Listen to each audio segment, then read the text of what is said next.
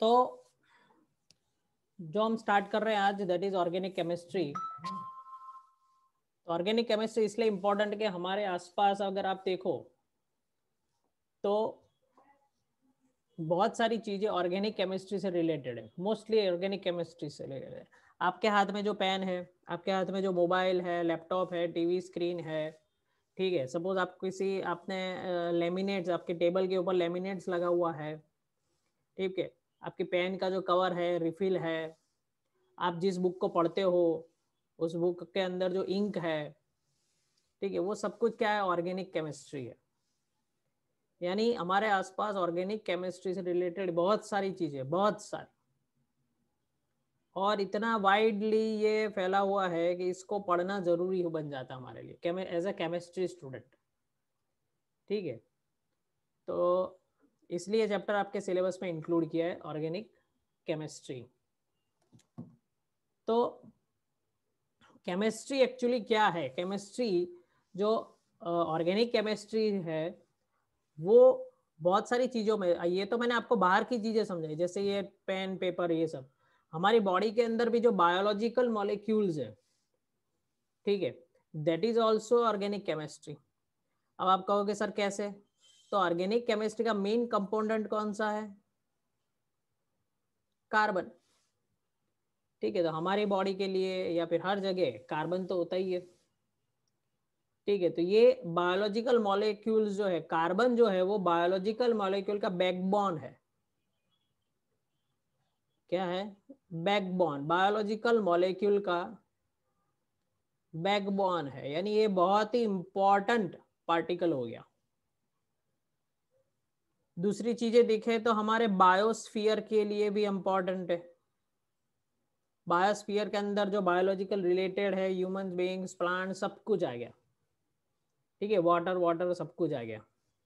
Water में वैसे carbon नहीं होता है, बट मेरा कहने का मतलब है जो बायोस्फीयर है उसके अंदर कार्बन बहुत ही इंपॉर्टेंट है, ओके। और इसी के कारण हमारे जो लिविंग थिंग्स है और हमारी जो अर्थ है उसके ऊपर डाइवर्सिटी है। डाइवर्सिटी किसको कहते हैं? डाइवर्सिटी का मतलब वेरिएशंस, बहुत सारे वेरिएशंस है हमारे अर्थ के ऊपर। So that is due to the what? Organic chemistry. And that's why it is very important to study the organic chemistry for a student of chemistry or a student of science student.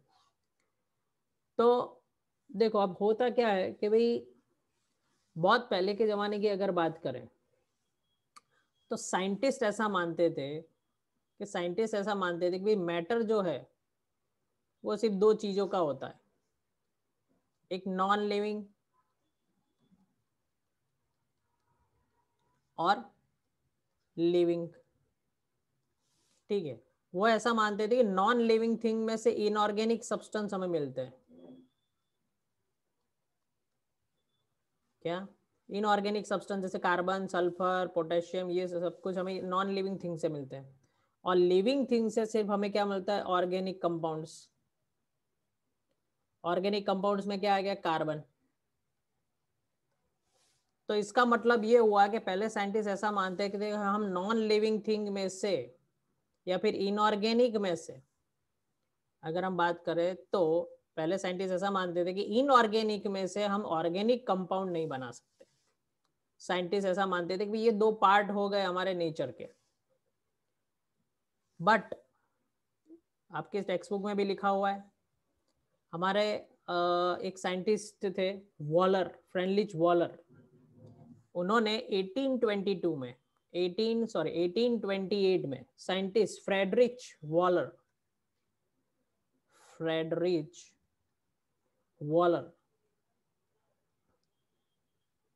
ठीक है, Friedrich Waller ने accidentally एक compound बनाया। कहां से? Accidentally एक compound बनाया। वो कंपाउंड था कौन सा? Urea. And urea is a organic compound. Urea is organic compound. और वो कंपाउंड उन्होंने जो बनाया वो बनाया कहां से? तो देखो यहाँ पे अपनी टेक्स्ट में इक्वेशन लिखा हुआ है NH4CNO। CNO, ये एक्चुअली इनऑर्गेनिक कंपाउंड है, ठीक है, इसका नाम है अमोनियम साइनेट। उसको गर्म किया और एक रीअरेंजमेंट रिएक्शन हुआ और फिर वहां से हमें एक कंपाउंड मिलता है NH2CONH2, जिसका नाम हमने रखा हुआ है क्या, यूरिया। और ये यूरिया जो है वो ऑर्गेनिक कंपाउंड है। This is what, organic compound. तो अब यहां से हमारा केमिस्ट्री का टर्निंग पॉइंट आया कि जो साइंटिस्ट पहले ऐसा मानते थे कि भाई, क्या ये देखो कि भाई इनऑर्गेनिक में से हम ऑर्गेनिक चीजें नहीं बना सकते, ऑर्गेनिक चीजें तो सिर्फ हमें लिविंग थिंग में से मिलेगी। तो ये जो फंडा था वो यहाँ पे रॉन्ग प्रूव हो गया, ठीक है। फ्रेंडलिच वॉलर ने उनके रिसर्च के दौरान ये देखा एक्सीडेंटली भी इनऑर्गेनिक जो कंपाउंड है अमोनियम साइनेट, उसमें से यूरिया बना। यूरिया क्या है, एक ऑर्गेनिक कंपाउंड है, ठीक है। तो इसका मतलब यहाँ पे साइंटिस्टों को एक नई चीज समझ में आई कि नहीं, we can, that means the scientist or chemistry or the science, we can say science can prepare organic substance। और उसी की बदौलत आज हमारे आसपास देखो बहुत सारे ऑर्गेनिक सब्सटेंस है, जिसका सबसे बड़ा एग्जाम्पल है प्लास्टिक पॉलीमर,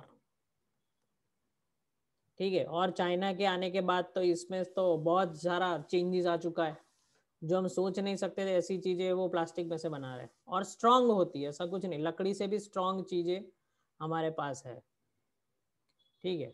और लाइट वेट, यानी अगर आप समझो कि आयरन जो है, लोहा, उतनी ही स्ट्रांग चीजें हैं पर उससे कम वेट वाली।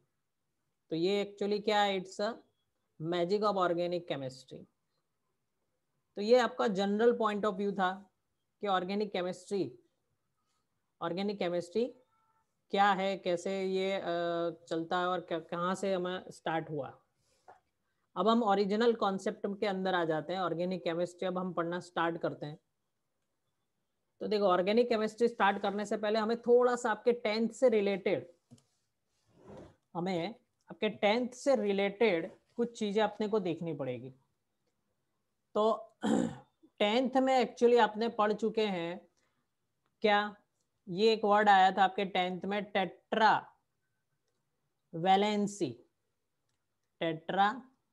Valency of carbon, tetravalency of carbon, ठीक है। तो टेट्रावैलेंसी ऑफ कार्बन क्या है वो जरा समझ लेते हैं। तो इसके लिए हमसे फिर से केमिकल बॉन्डिंग में जाएंगे। जैसे कार्बन जो है उसका एटॉमिक नंबर 6 होता है, उसका इलेक्ट्रॉन कॉन्फ़िगरेशन देखते हैं 1s2 2s2, ये हो गया क्या 2p2, ठीक है। अब इसके वैलेंशियल इलेक्ट्रॉन अगर देखें तो वैलेंशियल इलेक्ट्रॉन कितने हैं, 4, ठीक है। But according to the research, बहुत सारे जो ऑर्गेनिक कंपाउंड हमने ढूंढे, ऑर्गेनिक कंपाउंड के अंदर हमने जब रिसर्च की तो हमें मालूम पड़ा कि भाई कार्बन, ये सारे जो कंपाउंड है उसके अंदर कार्बन कैसे बॉन्ड बनाता है। तो ऐसा ऐसा देखा रिसर्च में कि कार्बन जो होता है वो एक्साइटेड स्टेट में आता है, और जब भी वो एक्साइटेड स्टेट में आता है, चलो इसको पहले यहाँ पे इसको थोड़ा सा अपन दूसरा कॉन्फ़िगरेशन लिख लेते हैं जो आप पढ़ चुके हो चैप्टर 2 में। अब आप देखिए आपका 11th कहाँ पे, कौन कौन से कॉन्सेप्ट में आपको यूज हो रहा है। तो हम यहाँ पे इलेक्ट्रॉन कॉन्फ़िगरेशन बता देते, 1s2, ये 1s2 2s2 2p2, ये 1s हो गया, ये 2s हो गया और ये 2p हो गया, ठीक है। तो अब जब एक्साइटेड स्टेट होता है तो एक्साइटेड स्टेट में क्या होता है, तो ये 1s है, ये 2s है और ये क्या हो गया 2p। और 1s और 2s में क्या होगा, तो एक्साइटेड स्टेट में ऐसा देखा गया कि ये जो एक इलेक्ट्रॉन जो है वो जंप करके यहाँ पे आ जाता है, ये तो इनर ऑर्बिट है, वन शेल नंबर 1 है, पर यहाँ पे सारे एक एक इलेक्ट्रॉन हो जाएंगे। तो ये जो चीजें है, क्योंकि अब क्या करेगा वो दूसरे 4 electron, it can accept 4 electrons, 4 more electrons it can accept, यानी 4 लोगों के साथ वो और बॉन्ड बना सकता है। दैट्स वाई हम कहते हैं कि carbon has what, carbon has tetravalency.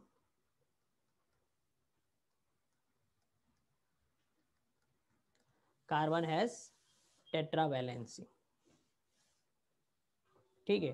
तो ये हो गया अच्छा, टेट्रावैलेंसी का मतलब क्या, कि वो 4 बॉन्ड बना सकता है, मैक्सिमम 4, न 4 से ज्यादा न 4 से कम। कार्बन ऑलवेज याद रखना, कार्बन सिर्फ 4 बॉन्ड बना सकता है, उससे ज्यादा बॉन्ड नहीं बना सकता, ठीक है, उससे ज्यादा भी नहीं और उससे कम भी नहीं।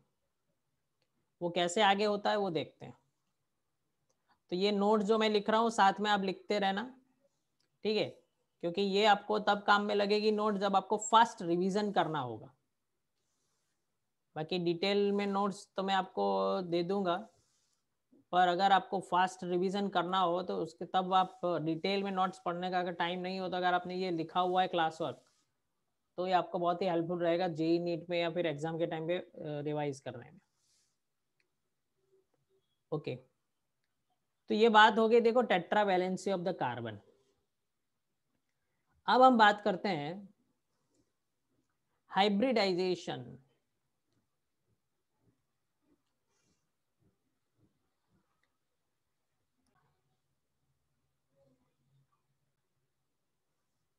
तो हम स्टार्ट कर रहे हैं एक नया टॉपिक, दैट इज हाइब्रिडाइजेशन। वैसे हाइब्रिडाइजेशन के बहुत सारे टाइप होते हैं, sp3, sp2, sp_d2, sp3, sp3, d2, ये सब कुछ हमने केमिकल बॉन्डिंग में देखा है। पर organic chemistry point of view ये 3 हाइब्रिडाइजेशन सबसे इंपॉर्टेंट है। उसमें से फर्स्ट हम डिस्कस करते हैं sp3 हाइब्रिडाइजेशन। तो फॉर दैट कार्बन का इलेक्ट्रॉन कॉन्फ़िगरेशन लेते हैं, कार्बन का इलेक्ट्रॉन कॉन्फ़िगरेशन एक्साइटेड स्टेट में। एक्साइटेड स्टेट में क्या होता है, तो मैंने अभी आपको दिखाया था 1s2, ठीक है, 2s1, और 2p में जो 3 होते हैं 2px, 2py और 2pz, इन तीनों में एक एक इलेक्ट्रॉन आ जाएगा यहाँ पे, 1s2, 2s1, 2px1, 2py1 and 2pz1। Okay, अब sp3 हाइब्रिडाइजेशन कैसे होता है, तो sp3 हाइब्रिडाइजेशन के लिए क्या होगा, एक यहाँ पे देखो ये 4 जो है इन चारों का हाइब्रिडाइजेशन होगा। अब यहाँ पे अगर आपको दिक्कत है कि सर हाइब्रिडाइजेशन क्या होता है, ऑर्गेनिक चैप्टर नंबर 4 में हम समझ चुके हैं, फिर भी आपको बता दूं, और हाइब्रिडाइजेशन का मतलब होता है सिंपल मीनिंग है मिक्सचर्स ऑफ डिफरेंट कैरेक्टर्स। जैसे आज हमारे वेजिटेबल्स में और प्लांट्स में और सब में हाइब्रिडाइजेशन होता है, हाइब्रिड सारी चीजें, फ्रूट्स वेजिटेबल्स हमारे पास हाइब्रिड आ रहे हैं। हाइब्रिड का मतलब क्या हुआ, मिक्सचर ऑफ 2 कैरेक्टर्स। तो यहाँ पे भी हमारा यही हो रहा है, 2s, 2px, 2py, 2pz सबका सेम, सबका कैरेक्टर को हम मिक्स कर रहे हैं। तो देखो यहाँ पे क्या हो रहा है, यहाँ पे हो रहा है 1s orbital and 1s orbital and 3p orbitals का मिक्सचर होगा। तो उससे बनेगा क्या, we will get 4 new sp3 hybrid orbitals, hybrid orbitals. Okay, अब 4 न्यू sp3 हाइब्रिड ऑर्बिटल्स जो अगर है, तो आप कहोगे सर 4 कैसा है, तो ये मैंने आपको उस वक्त भी समझाया था, 1s है और 3p ऑर्बिटल्स है, एक s ऑर्बिटल और 3p ऑर्बिटल्स, उससे क्या बनेगा, 4 न्यू sp3 हाइब्रिड ऑर्बिटल्स बनेंगे, ठीक है। वो जो अरेंज होते हैं, they are all arranged in tetrahedral shape, they are arranged in which shape, tetrahedral shape, अब ये टेट्राहेड्रल शेप कैसा होता है वो देख लेते हैं। तो देखिए टेट्राहेड्रल शेप में सबसे पहले यहाँ पे समझ लो कि सपोज ये बीच में कार्बन हो गया, ये हमारा कार्बन हो गया, ठीक है। तो एक बॉन्ड यहाँ पे होगा, एक बॉन्ड यहाँ पे होगा, एक बॉन्ड यहाँ पे होगा और एक बॉन्ड यहाँ पे होगा। तो ये इसी तरह, ये इस तरह इस टाइप का स्ट्रक्चर हो जाएगा।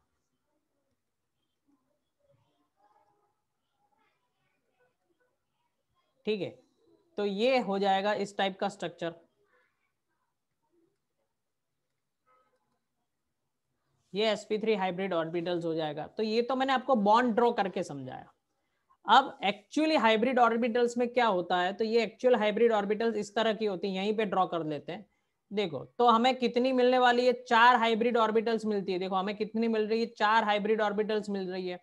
तो ये 4 हाइब्रिड ऑर्बिटल इस तरह अरेंज होगी, एक हाइब्रिड ऑर्बिटल यहाँ पे, एक हाइब्रिड ऑर्बिटल यहाँ पे, एक हाइब्रिड ऑर्बिटल यहाँ पे और एक हाइब्रिड ऑर्बिटल यहाँ पे होंगे।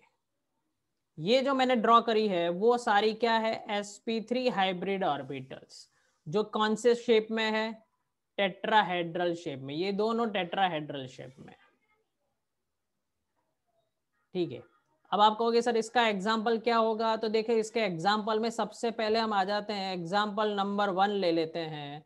जो सबसे सिंपलेस्ट हमारा ऑर्गेनिक कंपाउंड है वो कौन सा है, CH4 methane. That is what, methane. ठीक है, तो मीथेन के बारे में देख लेते हैं कैसे स्ट्रक्चर होगा। देखो ये तो सबसे पहले ये कार्बन जो होगा उसके अंदर हाइब्रिड हाइब्रिड ऑर्बिटल्स होंगे। कौन सी, sp3 हाइब्रिड ऑर्बिटल्स होगी जो ऊपर हमने ड्रॉ करी है वो। ठीक है, तो ये sp3 हाइब्रिड ऑर्बिटल्स होगी इस तरह। और ये हो गया कार्बन का, ये सारे हो गए कौन से, कार्बन के sp3 हाइब्रिड ऑर्बिटल्स हो गई।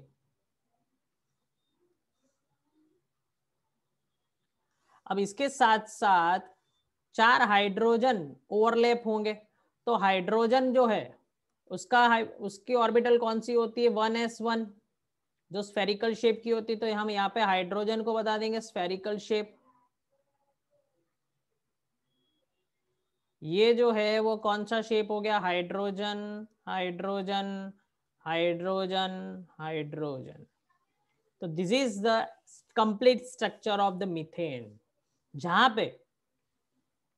पे ये जो स्ट्रक्चर जो है, ये जो है दिख रहा है वो sp3 ऑर्बिटल्स है।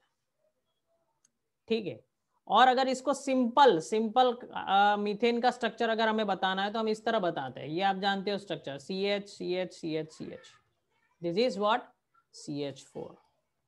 एक और एग्जांपल लेते हैं इसका, that is example 2, that is ethane. ये इथेन मीथेन आपको सीरीज पूरी याद होनी चाहिए। ठीक है, 10th में आ चुका है, फिर भी हम एक बार और डिस्कस करेंगे इथेन मीथेन को।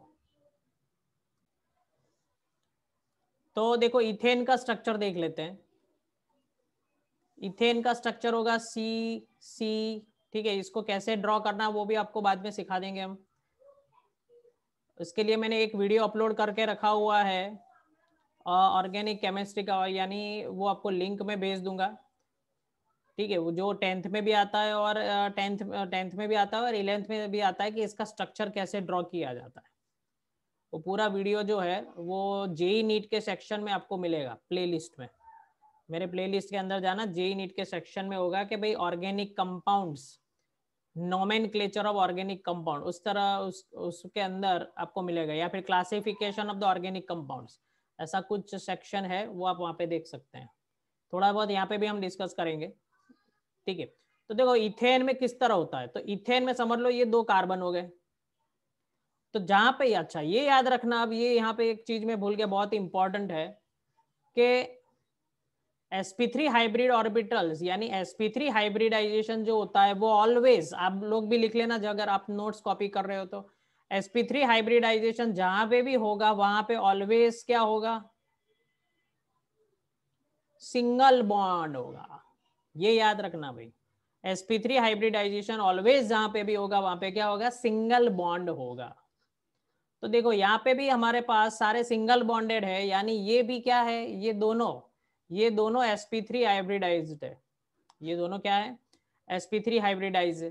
तो हम यहाँ पे ड्रॉ कर लेते हैं sp3 हाइब्रिडाइज का एक टेट्राहेड्रल शेप ड्रॉ कर लेते हैं। ये हो गया इसका टेट्राहेड्रल शेप, ये इसका टेट्राहेड्रल शेप हो गया। अब देखो यहाँ पे क्या हो रहा है, दोनों कार्बन की एक एक sp3 एक दूसरे के साथ ओवरलैप होगी यहाँ पे।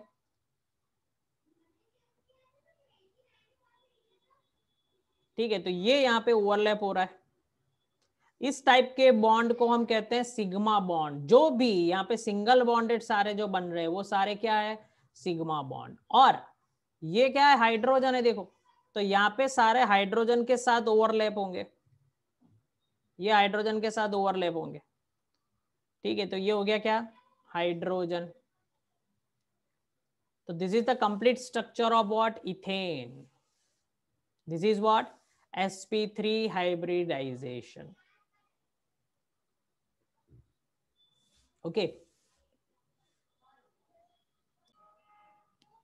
तो फ्रेंड्स ये था हमारा sp3 हाइब्रिडाइजेशन। ठीक है, आज हमने जो सीखा है वो क्या है, sp3 हाइब्रिडाइजेशन। इसके नेक्स्ट वीडियो में हम sp2 हाइब्रिडाइजेशन और sp हाइब्रिडाइजेशन के बारे में सीखेंगे। ठीक है, तो ये जो चैप्टर है बहुत ही इंपॉर्टेंट चैप्टर है और इसको हम बहुत ही बेसिक से देखने वाले हैं, जिससे ऐसे स्टूडेंट्स के जिनको अभी ऑर्गेनिक केमिस्ट्री से डर लग रहा है वो इसको देख के आराम से अपने कॉन्फिडेंस को बढ़ा सकते हैं। ठीक है, तो इसी तरह हमारे वीडियो को लाइक करें। बहुत सारे स्टूडेंट्स की मेरे पास कमेंट आई थी कि सर ऑर्गेनिक केमिस्ट्री में बहुत ही दिक्कतें आती है, ऑर्गेनिक केमिस्ट्री के वीडियो बना दीजिए। इसलिए मैंने ये आज से स्टार्ट किया हुआ है ऑर्गेनिक केमिस्ट्री की सीरीज। ठीक है, जिसके अंदर हम 11th क्लास का जो चैप्टर नंबर 12 है, some basic principles and techniques organic chemistry, वो हम यहाँ पे स्टार्ट कर रहे हैं आज से। तो नेक्स्ट वीडियो जब भी अपलोड होगा आपको नोटिफिकेशन आ जाएगा। इसके लिए चैनल को सब्सक्राइब करके बेल नोटिफिकेशन को ऑन कर दो, तो जैसे वीडियो अपलोड होगा आपको सबसे पहले नोटिफिकेशन मिल जाएगा, तो आपका मिस नहीं होगा। ओके, तो इसी तरह ज़्यादा से ज़्यादा सब्सक्राइबर बनाकर हमें मोटिवेट करो और हमें सपोर्ट करो, जिससे हम आपके लिए अच्छे अच्छे वीडियो बना सकें। Thank you very much students, good bye.